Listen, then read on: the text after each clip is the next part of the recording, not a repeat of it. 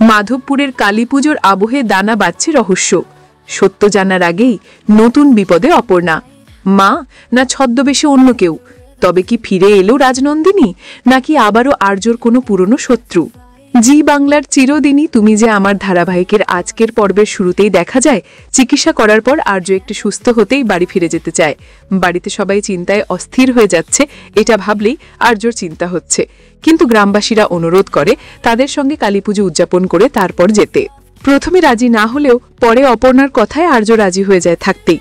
অপর্ণাকে আর্য বলে যখন মাধবপুরে এসেই পড়েছে তখন সত্যিটা জেনে তারপরেই যেন অপর্ণা যায়। কিন্তু অপর্ণা আর্যর সত্যিটা জানতে চায় না। তার কথা যতবার যে সত্যিটা জানার চেষ্টা করছে নানান বিপদের মধ্যে পড়তে হচ্ছে আর্যকে। সবকিছু জেনে সে আর বিপদে ফেলতে পারবে না কাউকে, তাই সত্যিটা না জানাই থাক। আর্য ভরসা দেয় যে সব বিপদে অপর্ণা পাশে থাকবে, এটা তার বিশ্বাস। কিন্তু সত্যিটা না জানলে পুরোপুরি পাশে থাকা সম্ভব না। সম্পর্কের মধ্যেও একটা অবিশ্বাসের জায়গা তৈরি হচ্ছে সত্যিটা নিয়ে। অন্যদিকে দেখা যায় ভূত চতুর্দশী পালন করছে সকলে। সিংহরায় বাড়িতে মানসী প্রদীপ জ্বালছে। অর্ককেও সে ভরসা দিচ্ছে যে প্রদীপের আলোয় সব অন্ধকার দূর করবে আর আর্য আবার ফিরে আসবে। অর্ক কিছুতেই রাজি নয় দাদার অনুপস্থিতিতে উৎসব পালন করতে।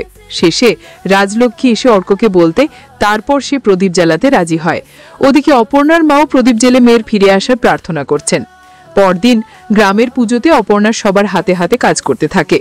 গ্রামের প্রধান এসে বলেন যেহেতু তারা পুজোর সময় গ্রামে এসেছে তাই তাদের জন্য উপহার আছে। এরপর নতুন পোশাকে আর্য আর অপর্ণাকে সাজিয়ে দেয় সবাই। এদিকে কিঙ্কর হন্যে হয়ে আর্যকে খুঁজছে, কেউ কোনো খবর দিতে পারছে না। হঠাৎ তার মনে হয় যে জায়গায় আর্যকে শেষ দেখেছিল নিশ্চয়ই ওখানে গেলে কিছু একটা পাবে। ওখানে গিয়ে উদ্ধারকর্মীদের জিজ্ঞেস করতে তারা বলে ভূমিকম্পের পর অনেক বৃষ্টি হওয়ায় সবকিছু প্রায় ভেসে গেছে। কিঙ্কর আশেপাশের গ্রামে খোঁজ নেয়, অবশেষে আর্যর হদিশ পায় মাধবপুরে। অন্যদিকে আবার দেখা যায় কেউ একজন মেঘরাজকে বন্দি করে রেখেছে অন্ধকার ঘরে। নানান রকম অত্যাচার করা হচ্ছে তার সঙ্গে। অপর্ণার খোঁজ জানতে শেষে দেখা যায় গ্রামের একটি বাচ্চার জন্য আর্য বাজে কিনতে যায়। এই সুযোগে অপর্ণার মা তাকে নিয়ে চলে যান। দেখা যায় তিনি গাড়ি চালাতে পারেন। অপর্ণার সন্দেহ হয় যে এটা মা না,